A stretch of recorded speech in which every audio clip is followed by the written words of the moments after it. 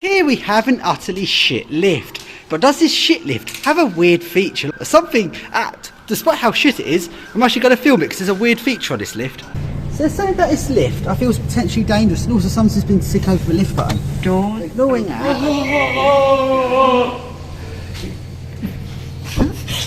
Welcome to the mystery ride to the tank room.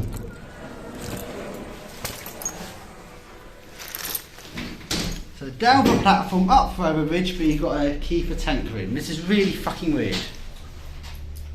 Tank room. But the thing is, you can't actually get out. It literally stops halfway in the shaft like that, and you can't get out. Say unlatched, how's that unlatched? But it makes no sense. Unless the tank's in the pit and you send the lift up to get to it. I don't get it. Why would it take it halfway in the shaft, but the lift just randomly stops and doesn't open its doors? That makes no sense whatsoever. I don't think there is a middle floor. There is no middle floor.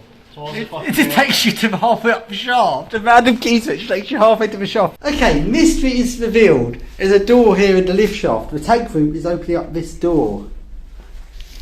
So you hear unlatcher. You actually hear the unlatcher come out, but you need a key. I don't know that key. That's your tank room. It's behind there, whatever's behind there. So that makes no sense. Well, the army tank is. Yeah, keep the tank here. You take the tank into the lift. You take the tank out on the platform for when Putin invades, so you can shoot him. Now we're going to scare someone by sending someone up there. No. Doors open. The tank room is there. It's a tank room. It's a big bird's nest, but I don't see a point of the tank room.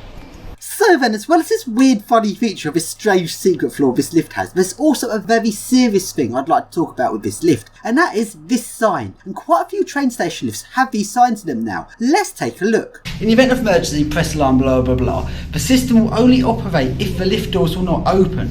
This sign defeats the entire principle of how an alarm button should work. Notice it says the system will only operate if the lift doors will not open. That means alarm buttons checking the doors are shut and will only phone out if the doors are actually shut. I'll be using either some additional switch added to the door or more like just using the GL switches and the safety circuits of the lift. But that is not foolproof. The whole principle of an alarm is it just works. So it says the system will only operate if the doors will not open. But what happens if it thinks the doors are open and they're not open? And that could easily happen. What happens if that little GL switch popped out for some reason? It thinks the door's open and they're not. Alternatively, what happens if it stopped halfway up the lift shaft, the door's open, you can get out when it thinks that the doors are open, so the alarm button doesn't work. And by the way, the excuse of most people have mobile phones nowadays is not a valid excuse. Whether people do or do not have mobile phones is absolutely irrelevant, because the principle of the alarm button should be working no matter what. You can't assume someone will have a phone. The phone could be out of battery, for example. The alarm button is your call to get yourself out of the lift if the lift breaks down and you're trapped. And for the system to check whether the doors are open or not and only let it phone out if it thinks the doors are shut,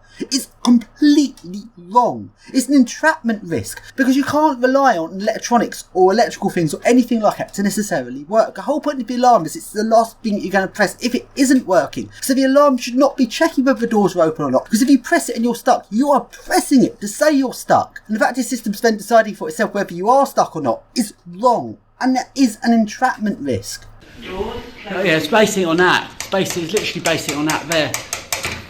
So that's potentially dangerous. So what if the contact in this switch got stuck? Or even more likely, considering on these sort of safety switches, when it's connected is when the safety is connected so the doors are shut. When it's disconnected, the doors are open. So what happens if the wire fell out and that disconnected so it thinks the doors are open when it actually still shut? That could easily happen when the alarm button doesn't work. It's ridiculous.